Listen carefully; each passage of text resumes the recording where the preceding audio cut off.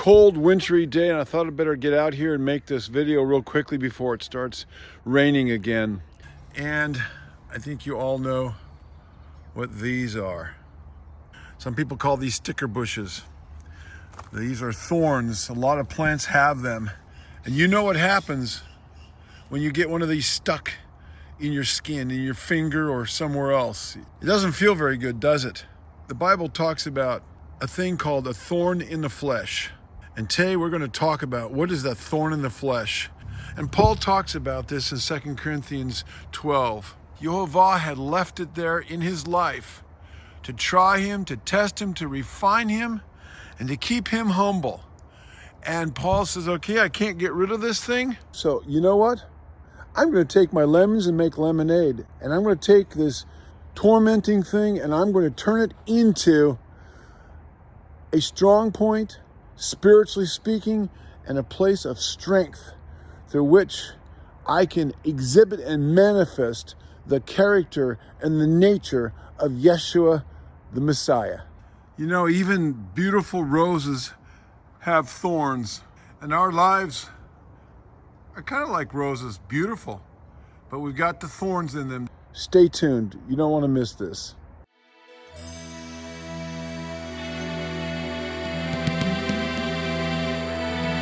Come, everyone who thirsts, come to the waters. Come and eat.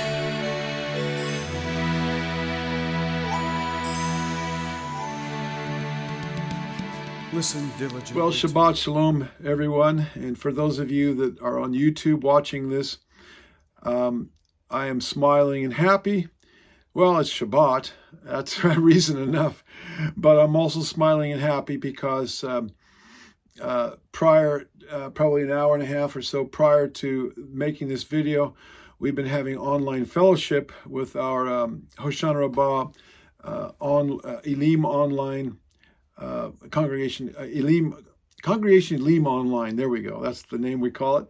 And so we've been fellowshipping for the last hour and a half prior to my going live and making this video to the Zoom meeting, live for them, delayed for you. But we've been praying. We just got done singing some praise songs, all by Zoom. And we've heard some wonderful testimonies of Yah working in people's lives, and healings and miracles and jobs and other things like that, that he's alive and well working in the midst of his people. And that puts a big smile on my face. And also we've had some people sharing their insights about certain scriptures and asking questions and getting discussion going back and forth. And it's really a blessing. And I praise Yah for some of us who don't have a local congregation to attend, that we can get together. And if some of you would be interested in joining our live Zoom fellowship, Congregation Elim Online. Elim is spelled E-L-I-M. Remember, that was the first place that the children of Israel came to in the desert. It was an oasis, the first oasis they came to after leaving Egypt, crossing the Red Sea. They came to Elim. Some people pronounce it as Elim, but in Hebrew it would be Elim. And it literally had 12 wells and 24 palm trees. And it was an oasis in the middle of the desert. So I'll let you think about what the spiritual significance of the desert and the 12 palms, 12 wells of water, and the 24, I think it was 24, was it 70 palm trees? Now I have to go back and look. I think it was 70 palm trees, actually. So anyway, I'll let you figure out what the spiritual and the prophetic and the symbolic significance of that is. We've discussed that before. We won't go into that now. So anyway, welcome again. And I don't always teach on subjects that are overly popular. I don't care, because we could gain a big following and probably have millions of people watching these videos. I could get a studio and get a whole bunch of people in here doing the editing and the filming and all that, and I could really teach a bunch of razzmatazz, feel good, name it and claim it, prosperity, health and wealth, focusing on that, focusing on prophecy and the end times, and or other subjects that are really popular. But I do hit some of those things from time to time. But I also like to get into things in the Bible that are not so, they're often overlooked, let me just say that, or not so popular, but they really have to do with our lives, where we live, because ultimately, any ministry we do, our ministry involvements should not be about building a kingdom, building popularity, trying to make money, trying to expand my little kingdom on this earth in the name of expanding Elohim's kingdom, all this kind of thing. It really is, ultimately, it's about putting on the Christ nature, or putting on the nature of Yeshua, our Messiah. That's what the walk is all about. It's not about this other stuff. If the other stuff comes, and Yah blesses your ministry, and you get millions of people that watch your videos, God bless you. I pray that you'll be speaking His truth so you can lead them in the light, not into the darkness. But really, our lives, where we live every day, the things we struggle with, that's what we need to be talking about, because that's where we spend the vast majority of our time. When I pastored a church for all those years, I know it. It happened to me. I know it happened to other people. You're out there driving to church or whatever in the morning or the day before or whatever, and you're in the world, and you may not always be living a real holy life, or a real Elohim-centered life, or maybe you're kind of drifting or whatever. But as soon as you step into maybe you've just had a really rough week, and your life has been frowning down on you. But boy, you step into the open up the doors and step into the church building, and you put on the smile on your face, and it's just like somebody flips on a switch, and you slip into your God box, God mood, going to church mentality. And I'm not against that, but I'm saying that's not, and everybody feels good because they're around happy, positive people, and you got praise and worship, and it's a beautiful setting and beautiful music and all of that. And there's nothing wrong with that, but we've got to talk about where we're really at in our lives. And I want to talk about the thorn in the flesh. The thorn in the flesh, or a thorn in the flesh. Strength and perfection through weakness. A thorn in the flesh, strength and perfection through weakness. And this is, again, another one of these subjects I've never taught on before. And it's something that I can relate to, and many of you can relate to. We're going to talk about what is a thorn in the flesh, what a thorn in the flesh is not, and what do we do with situations in our lives that we cannot change. People that we have to live with, we can't leave. Maybe a physical condition. Maybe something in us, neighbors, or where we live, or a job, or whatever. A job you can usually leave and get away from, but some things you can't get away from.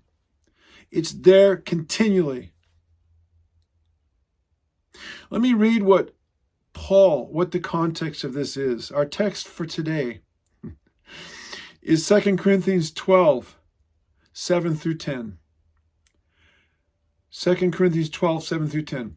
For though I might desire to boast, this is Paul speaking, I will not be a fool. I will speak the truth. But I refrain lest anyone should think of me above what he sees me to be or hears from me. And lest I should be exalted above measure by the abundance of the revelations, a thorn in the flesh was given to me, a messenger of Satan to buffet me, lest I be exalted above measure. Concerning this thing, I pleaded with Jehovah 3 times that it might depart from me. And he said to me, my grace is sufficient for you, for my strength is made perfect in weakness. End quote. Therefore, most gladly, this is Paul speaking, most gladly I will rather boast in my infirmities, that the power of the Messiah, may rest upon me. Therefore, I take pleasure in my infirmities, in reproaches, in needs, in persecutions, in distresses, for Messiah's sake. For when I am weak, then I am strong.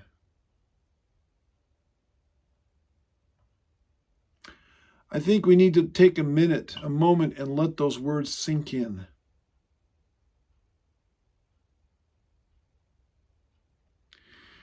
This is not what you hear when you go to your psychologist or psychiatrist or therapist, unless they're a Christian therapist and they know the word of Elohim really well. But this is not normally what you hear. This is a reversal of what appears to be true. We are those who walk by faith, not by sight. So we have to go by what we see in the spirit realm, based on the word of Elohim, not necessarily on our circumstances that we see around us. And I'm not promoting science of the mind or word of faith or name it and claim it, blab it and grab it, creating reality in your mind. No, that's not what I'm talking about. And then manifesting it in the natural. I've been in those churches. I've also gone up against them and the science of the mind stuff. That's not what we're talking about here. We're talking about weakness as a result of a thorn in the flesh, something going on in your life. That instead of taking a woe is me, pity party, victim mentality, we look at it as an opportunity to grow, to become more like Messiah, Yeshua, to be refined, and we count it a blessing, and therefore it becomes a strength. Yes, that is not normally how the human mind works.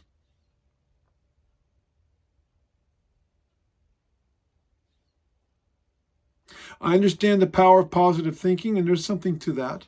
But this is more than just mind over matter. This is viewing it through the lens of our faith in Yeshua the Messiah and our view of the interaction and the interplay and the conflict between the forces of evil and the forces of good, Satan and Messiah, vying for control over our lives, over our minds and our hearts and our spirits. And which way are we going to lean? In the one direction, or are we going to become, and kind of be overcome by the evil? Or are we going to use this as a springboard to attain a higher level of spiritual maturity and Christ-likeness?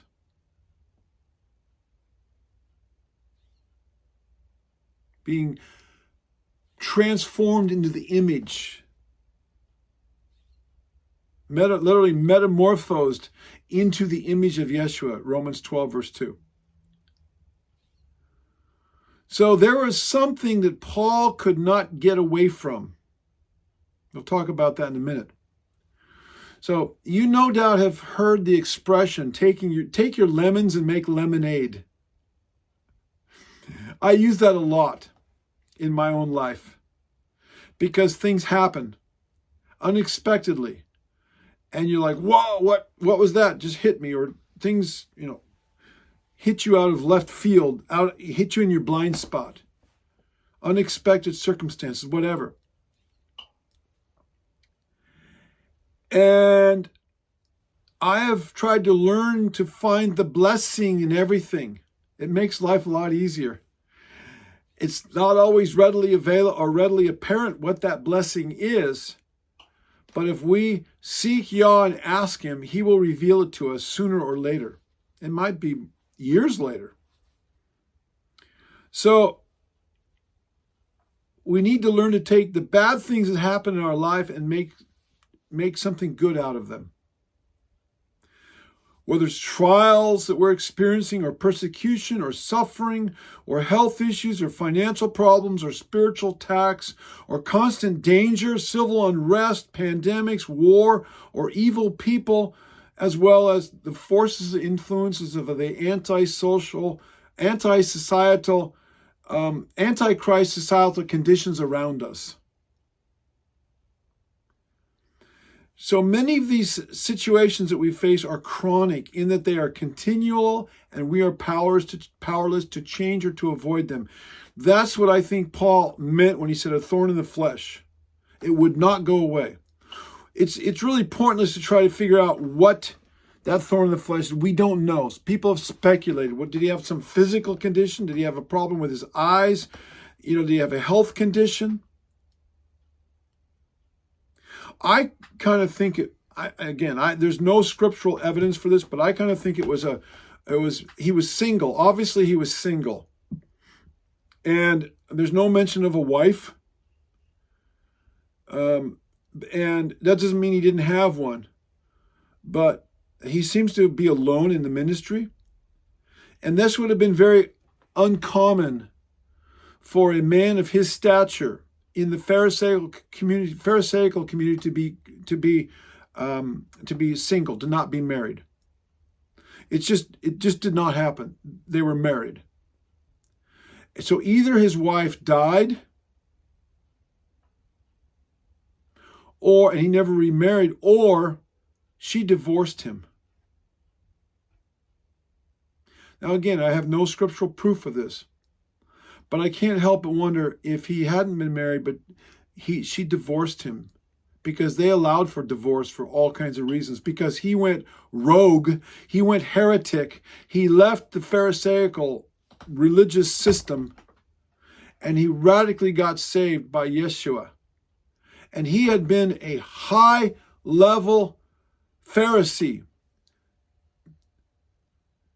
He was discipled at the foot of Gamliel, who was the grandson of Hillel, who was the chief religious leader and sage of his day. And he's considered by many Jews to be the greatest rabbi of all time. His words, from what I understand, are the first words in the Talmud. Hillel lived into the early 1st century. I don't remember exactly when he died. Gamliel was his grandson. Paul was known wherever he went in a synagogue. He was respected all over the Roman Empire. He was a Roman citizen, so he would have been came from a very wealthy family. So we don't, so maybe he was divorced because Paul gave all that up. I don't know. Whatever it was, Yah said, you're going to keep this because I have given you so much revelation that I don't want your ego to carry you away and drive you, pull you away from me, to keep you humble. I can relate to that a little bit in my own life. We all have these things we can relate to. So a thorn in the flesh is something that you can't get rid of. It's not just a normal trial or suffering or persecution that is temporary. This is something like a literal thorn. You've all had thorns. I work outside. I actually carry a needle in my wallet, in my pocket, in my billfold, so that I usually wear gloves, but every once in a while I get a sliver and it hurts. It's usually in my hand. So I carry one with me all the time so I can dig it out so it doesn't hurt. I've been doing that for decades. I've got needles right here on by my desks because I'm digging stuff out. Blackberries, thistles, roses, whatever. I get in and have to prune things. You get it out because it doesn't feel good, and it may fester and get infected on top of it all. So this is an ongoing thing, this thorn, and is to be differentiated from the the regular things that we experience that come and go. Now, all of those experiences, whether it's a thorn in the flesh, it's a continual trial or suffering or persecution, or whether it's ongoing things that come and go, all of them can be used to become more Christ-like, more Yeshua-like, to overcome the world, the flesh, and the devil, to overcome the natural reactions of the flesh, to resent, to be bitter, to defend, to accuse, to, all the things that we do, to impute guilt, to transfer, or to project onto others. All kinds of things people do to get angry outbursts. There's all kinds of things that people do to cover their tracks, to protect their carnal natures instead of dying to self. But Paul said here, I've got to die to myself in this.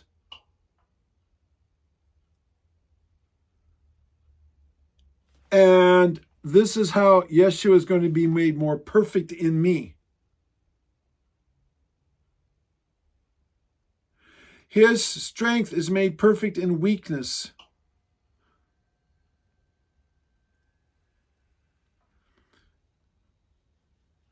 Therefore, most gladly I will boast in my infirmities, that the power of Messiah may rest in my life.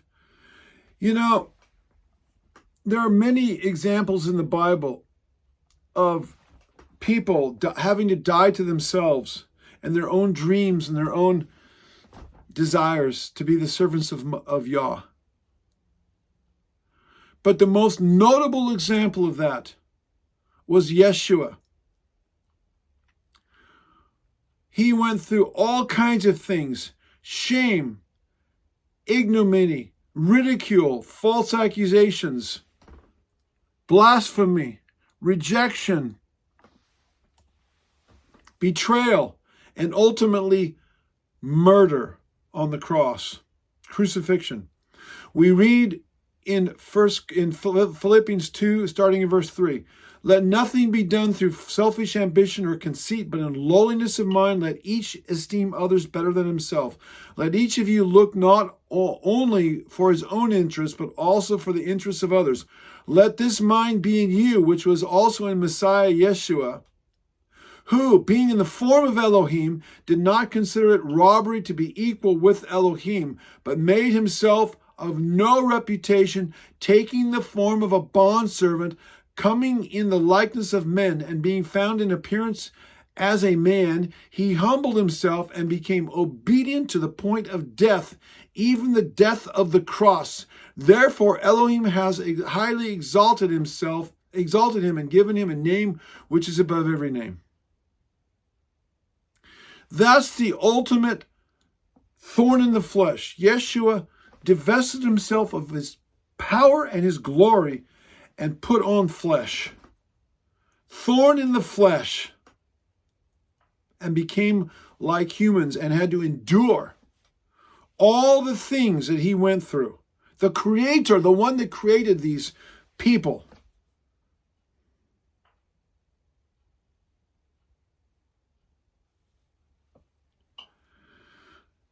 And in a sense, we have not divested ourselves of glory because we have not received glory yet.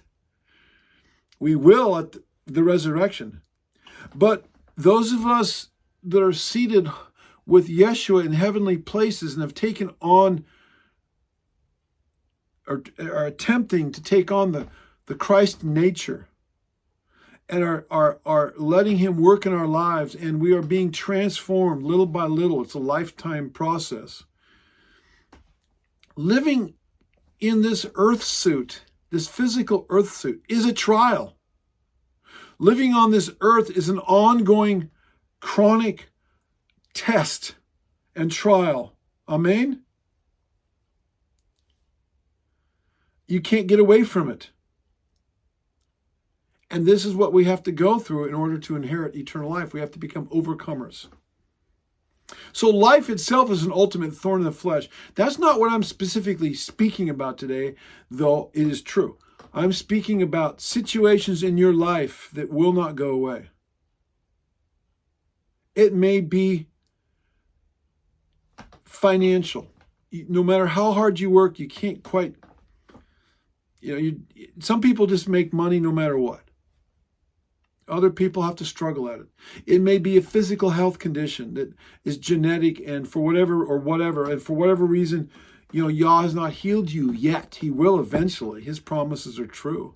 He will heal you at least when you get your new body. But it may be a deformity, or you're crippled, or you have other issues physically. It may be an unconverted spouse, or a like a lot of people have. It may be a converted spouse, but has issues that they've never gotten over with, that they're broken from their past or whatever, and they've never let Yeshua come in and take control of their lives in those areas. And so you endure a lot of persecution from them. John Wesley, the founder of what became the Methodist Church back in the 1700s,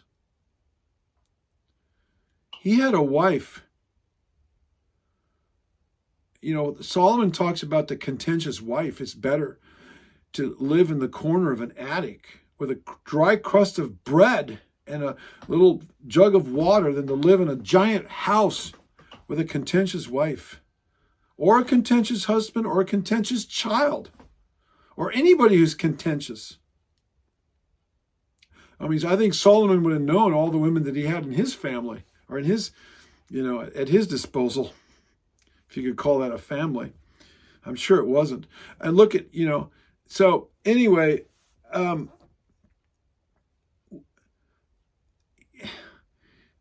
it can really be difficult,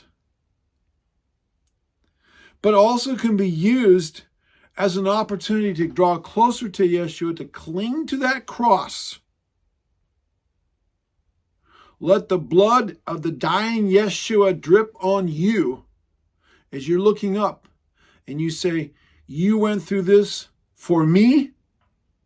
I can go through this for you. You loved me while I was yet a sinner, and you said, Father, after they nailed you up there, Father, forgive them. They don't know what they do.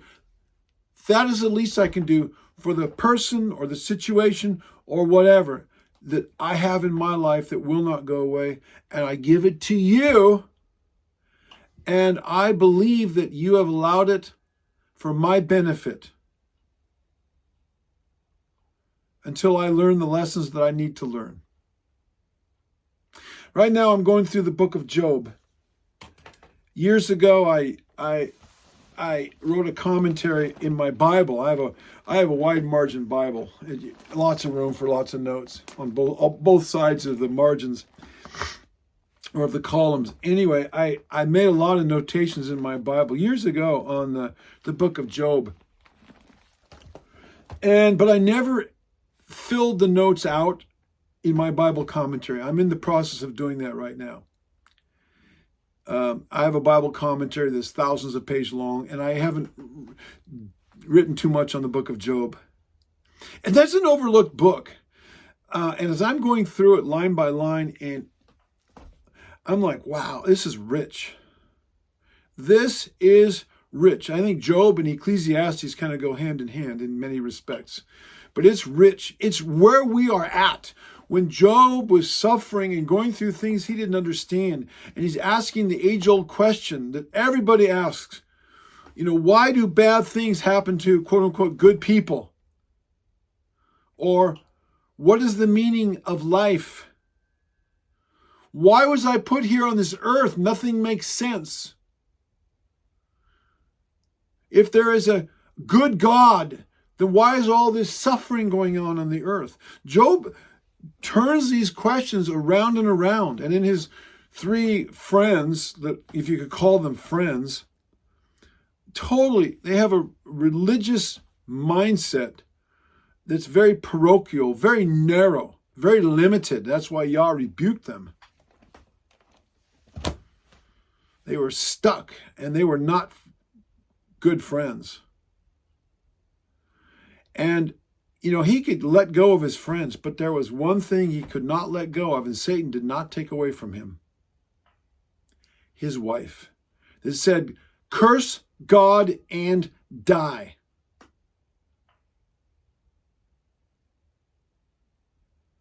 Not only did she say that, but those words came straight from Satan's mouth.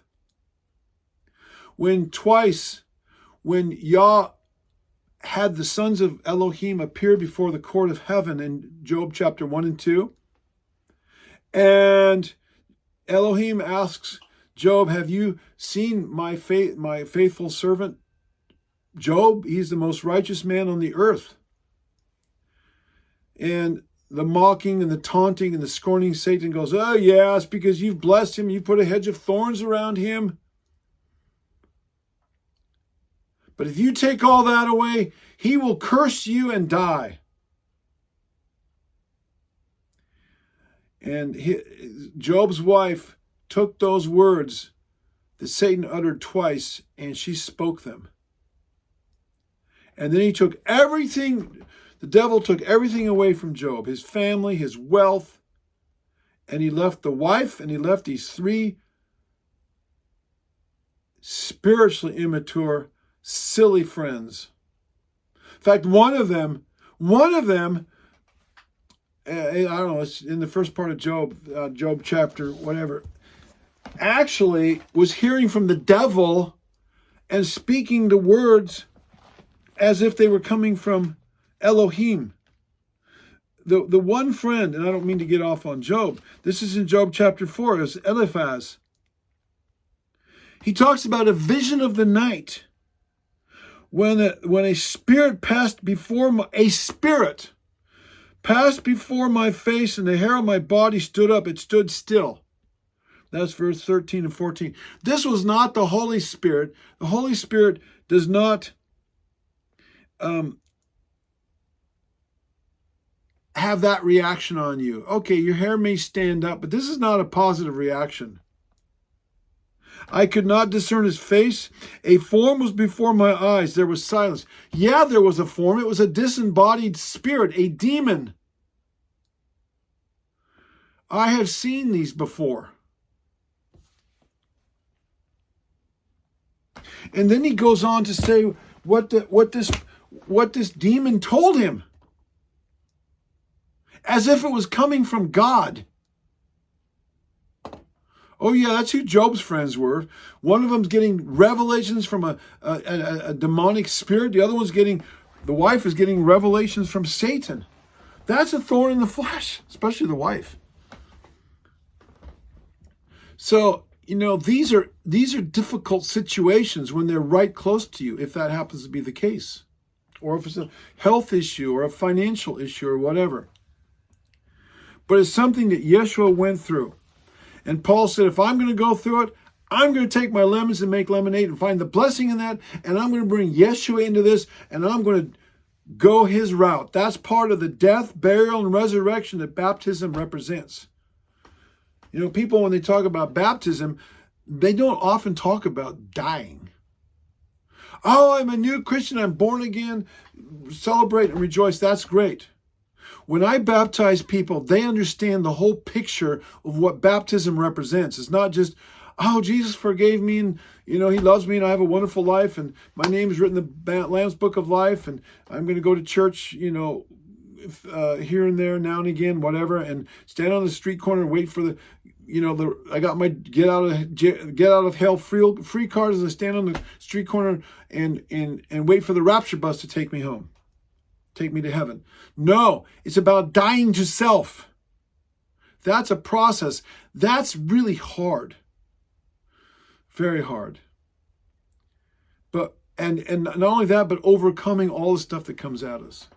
So these are, this is what Paul's talking about. And Yeshua went through that. I have a lot of scriptures that I have here. I'm not going to read them. I put the study notes on my blog, and you can go and look at them and look up the rest of scriptures about this as far as what Yeshua went through. We read Philippians 2:3-9.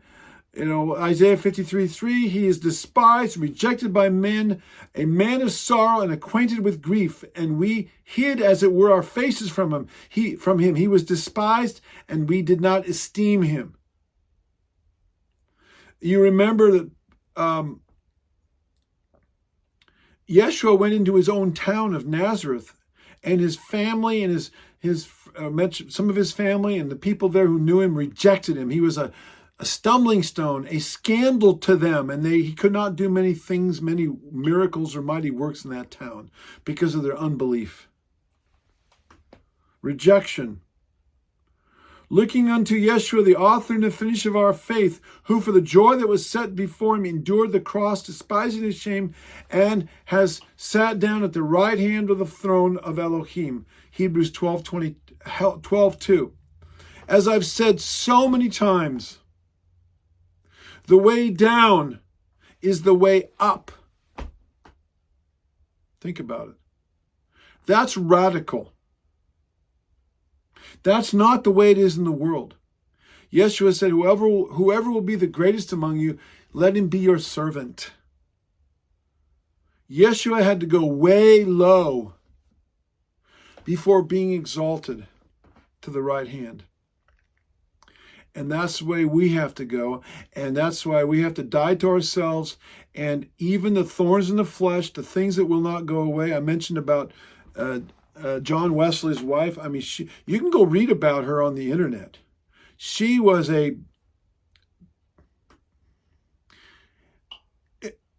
female. It starts with a B, okay? That's the kind of woman she was. She did not support him. She ragged on him. She absolutely complained. She was antagonistic. I mean, it went on and on and on. I think he finally left her, or she left him. I don't know.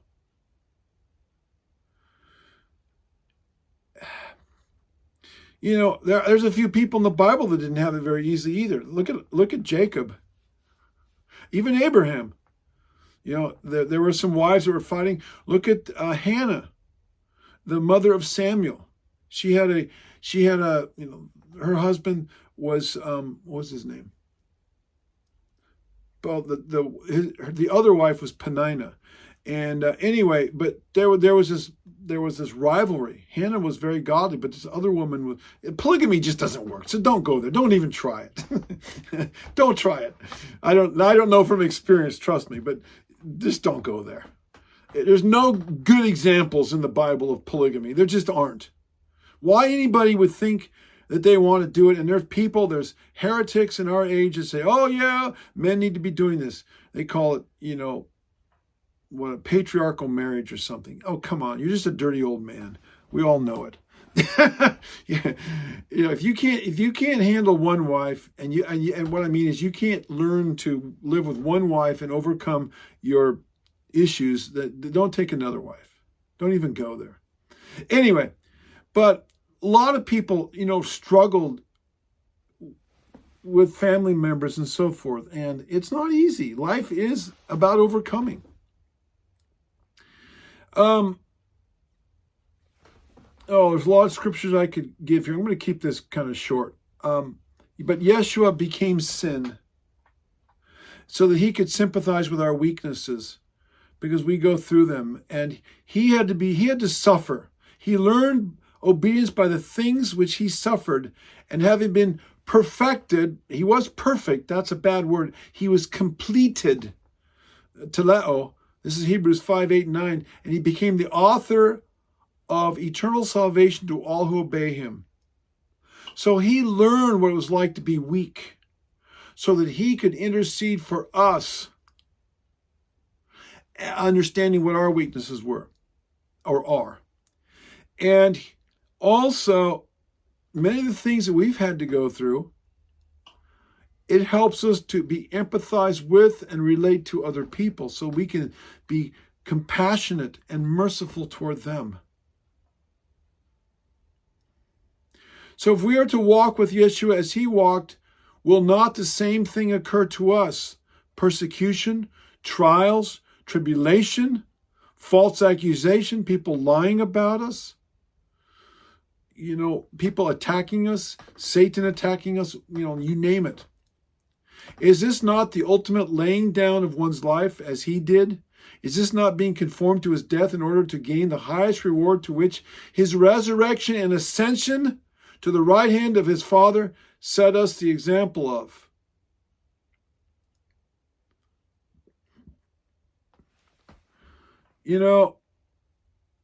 That's the part of the baptism ritual that we need to embrace. His death. This is not popular to talk about.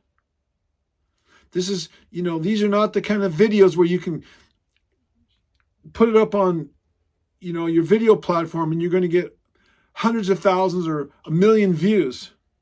Like I like to say like I've said many times, if you're 13 years old and you have a little a cell phone, you can get a picture. You can get snap a video of you and your little friend burping and farting. For those of you that don't know what that is, that's passing gas or flatulence.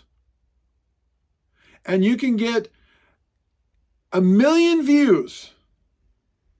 That shows you how vile and ridiculous and silly this world is. But you show people the way to Yeshua, the ladder to heaven, how to become victorious and how to put on the mantle of Messiah and show them the straight and narrow path to glory. And you might get banned. You might get censored. You might get deplatformed. You might get shadow banned. They're not doing that yet for that, but the time is probably coming. I have been shadow banned. I have been censored a few times. So I know what that's like. But that shows you how silly and infantile this world is. But we have been called to a higher level. Hallelujah. And we're going to go upward and onward. I have a lot of verses here about suffering, about persecution, and what I think we need to think about these things a little bit more, because it's becoming, I'm scrolling down here through my notes.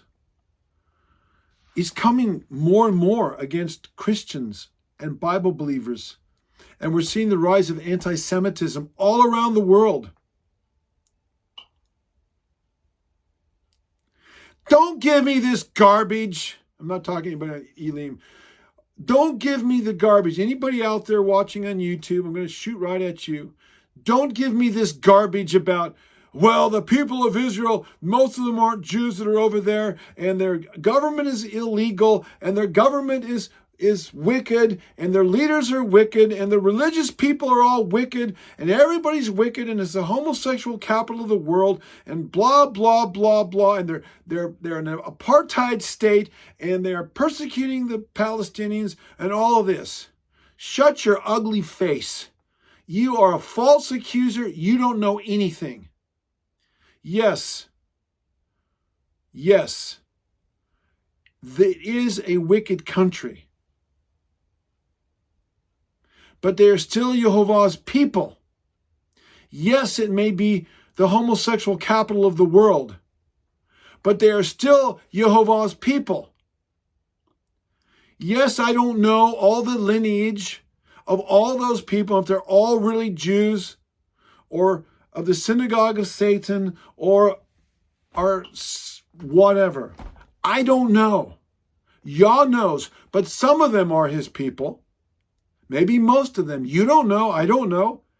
And they're living in, it's not the Holy Land yet. It's still the Promised Land.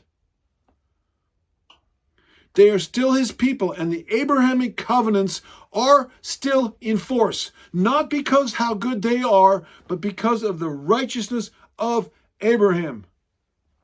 That was an unconditional covenant.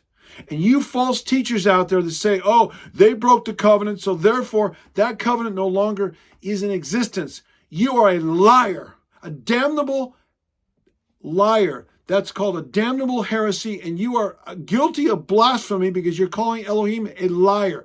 He made an unconditional promise to Abraham with the Abrahamic covenant, good for 1,000 generations. That's like somewhere between 20 and 40,000 years. And to say that it is no longer good, that is a lie, and that's blasphemy against the character and the word of Elohim. And you need to repent. And there are people that are putting this message out, and they're condemning Israel right now in their war against Satan, the devil, the spirit of Antichrist, Islam. Make no mistake about it.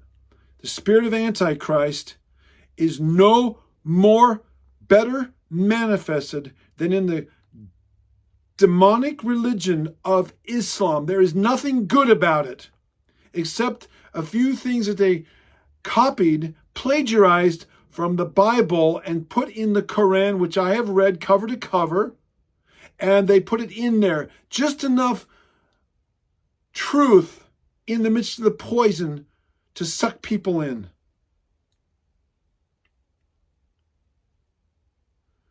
Okay, I don't mean to get off on that, but I did. So, the Israelites, the people in Israel, are going through a lot right now. Yah is using these things to form them and shape them. Edom is a thorn in the flesh.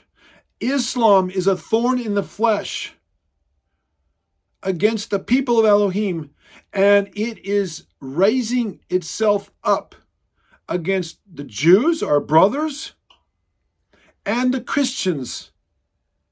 So back to where I jumped off the track and got on this side track.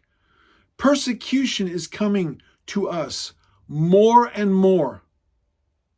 So we need to really get equipped to wrap our hearts and our minds around the things that Yeshua and the apostles and many persecuted Christians around the world.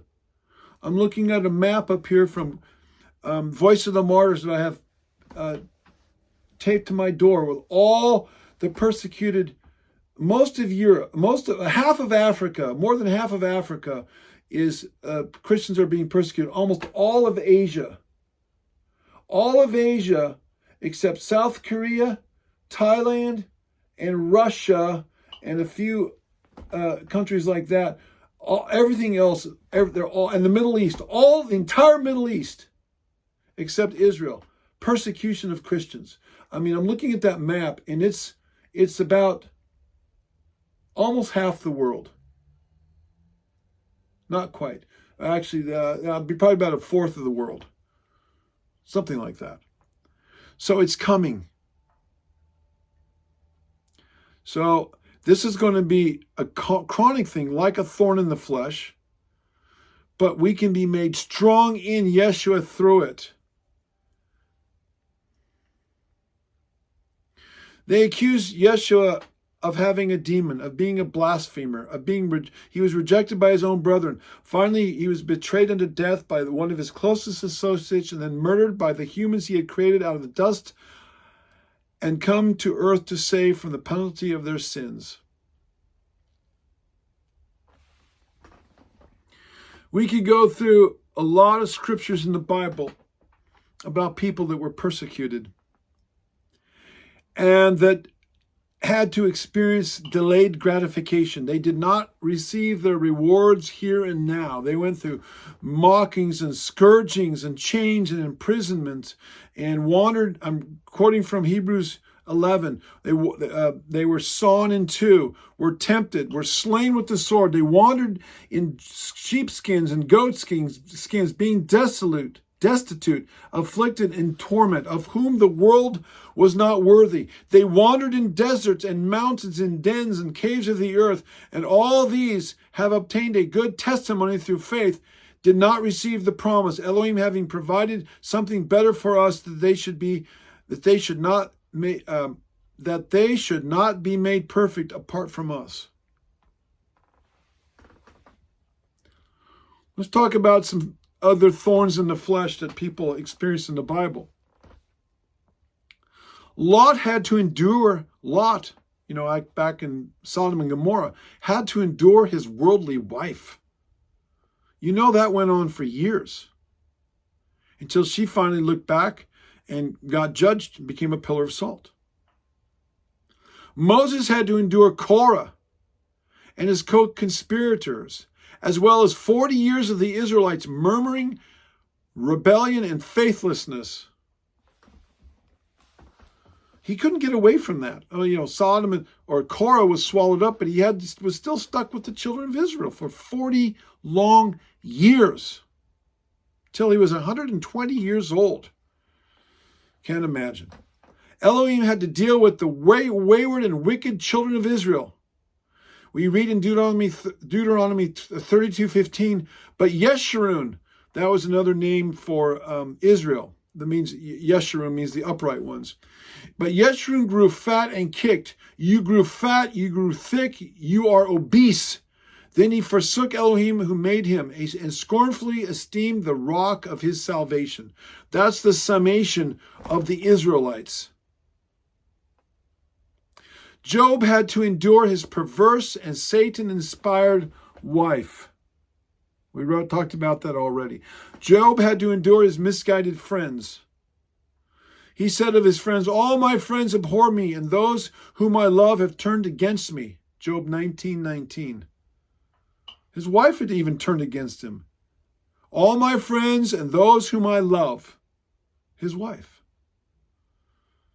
Thorn in the side. David endured the persecution of Saul. That was a thorn in the side continually for years until, Yah brought judgment against Saul. David endured the rejection of Michal, his wife, and Saul's daughter. David endured Absalom's betrayal. Elisha endured Gehazi's lying subversion. Elisha and Elisha endured the carnality of those who were members of the so-called school of the prophets, or the sons of the prophets. Yeshua had to endure his, O ye of little faith, disciples. Yeshua endured Judas's betrayal. John had to endure the betrayal of Diotrephes in 3 John 9 and 11. Paul had to endure the persecution and betrayal of Alexander the coppersmith in 2 Timothy 2. Paul had to endure the persecution and betrayal of Hymenaeus and Alexander, 1 Timothy 1. Paul had to endure the persecution and betrayal of Hymenaeus and Philetus. He mentions Hymenaeus twice in 2 Timothy 2.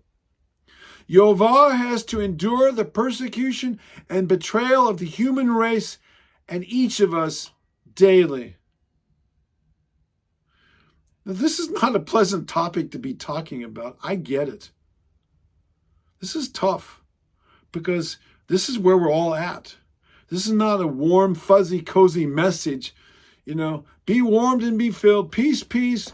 Jesus loves you and has a wonderful plan for your life. Come to Jesus and everything will be wonderful. He'll fix your self-esteem and, he'll give you that car and that fancy house and a jet and whatever else you want.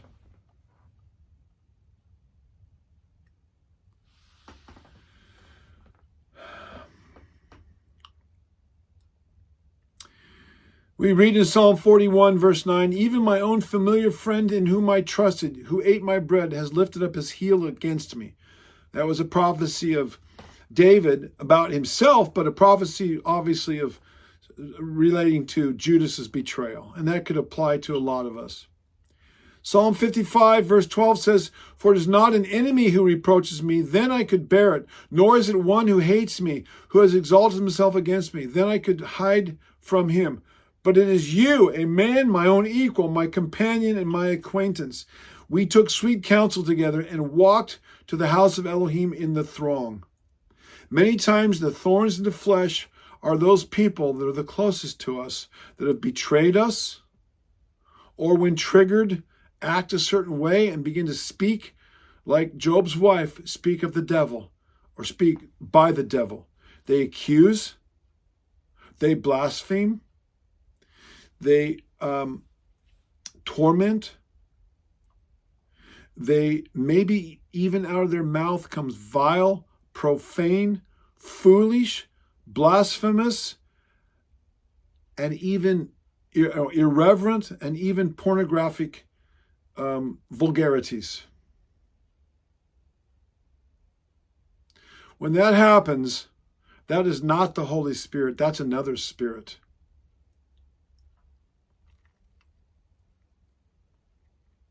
In conclusion, when coping with our thorn in the flesh, let's not focus on being a victim, but of being a victor by knowing the fellowship of Yeshua's sufferings and laying one's life down at the cross alongside of him, that in time we may be exalted as he was, in the meantime, embracing his suffering, that Yeshua may be made strong in our weaknesses and for his glory. So let me go back and read that passage that we just read at the very beginning about the thorn in the flesh. And maybe it will take on new relevance and new meaning for you, I hope. Paul writing, "For though I might desire to boast, I will not be a fool, for I will speak the truth. But I refrain lest anyone should think of me above what he sees me to be or hears from me. And lest I should be exalted above measure by the abundance of the revelations, a thorn in the flesh was given to me, a messenger of Satan to buffet me, lest I be exalted above measure.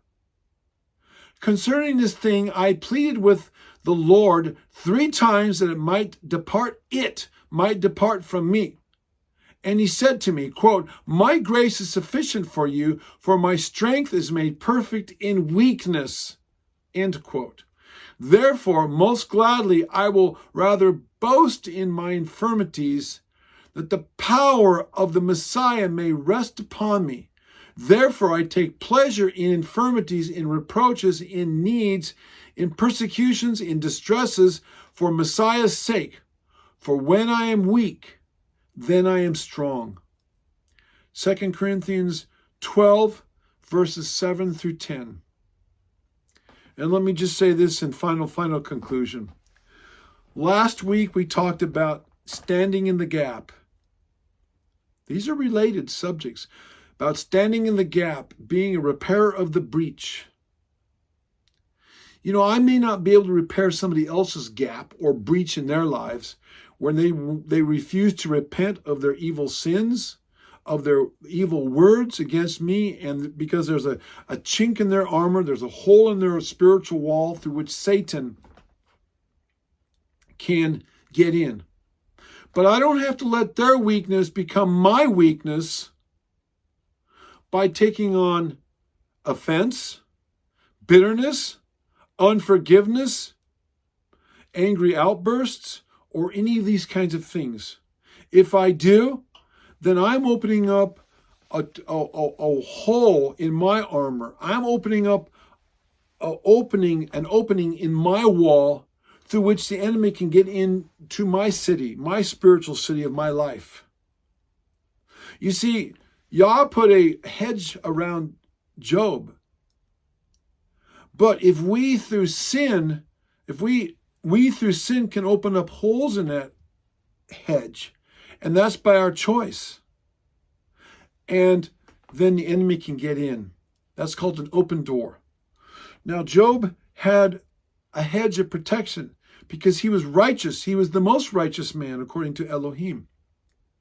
So, if we have a weakness in ourselves because we are responding incorrectly to the thorn in the flesh or to any persecution or suffering, we can either let that fester and let the enemy exploit it and it can become a stronghold in us, or we can take that weak area and put on the Messiah and take that weak area and make it strong. That's strength and perfection through weakness. Make that a strong place. So if we're struggling, let's say, with bitterness,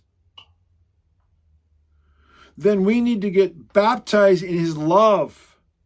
Repent of the bitterness and be filled with his love. Father, forgive them. They don't know what they do. And have compassion and turn that into a strong place. Breach up that wall. Repair that wall. Make it strong so it's no longer a weak spot. If we're struggling with unforgiveness, Father, give me your heart of forgiveness for these people. You know, every negative work of the flesh has a positive counterpart, a fruit of the Spirit.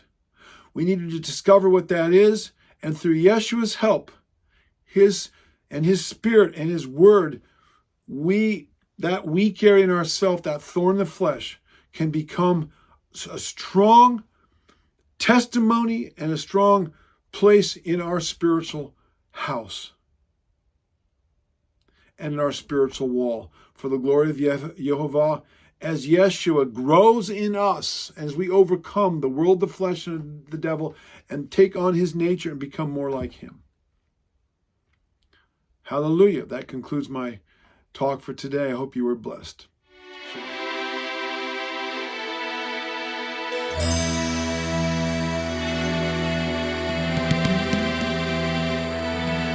Come, everyone who thirsts. Come to the waters. Come and eat.